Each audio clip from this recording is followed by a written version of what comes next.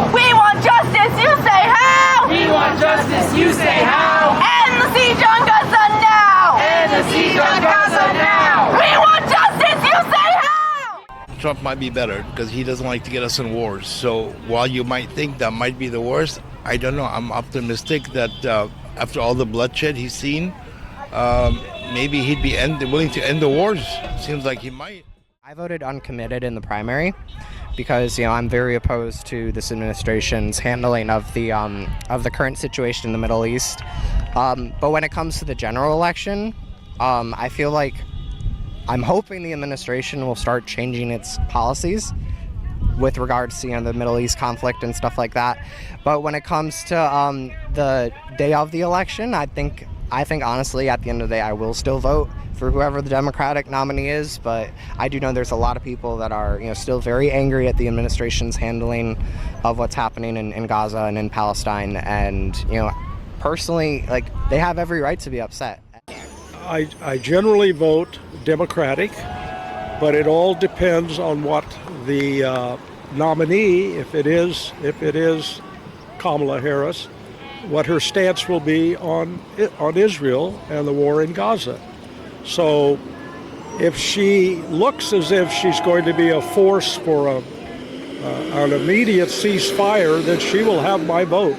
But if she does not, then it's going to be very difficult for me to support her. We have to, at this moment, be inconsolable. We have to be unstoppable. We have to be very, very vocal, because over 15,000 children have died. There's thousands and thousands of children who are amputees just in the last 9 months.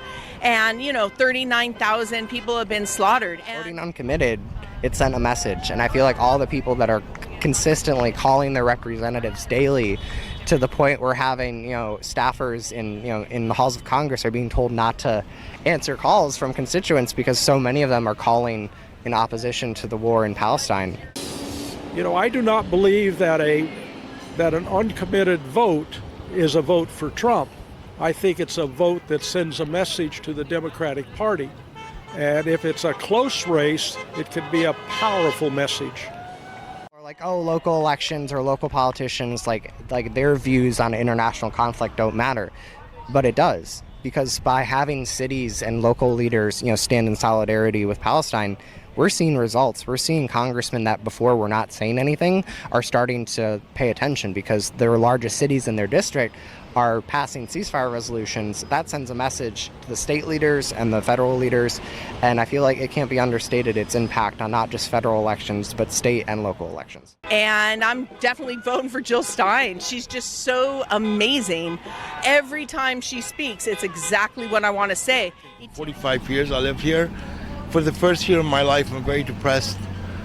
And yes, I'm not very happy being American. I don't really care to vote.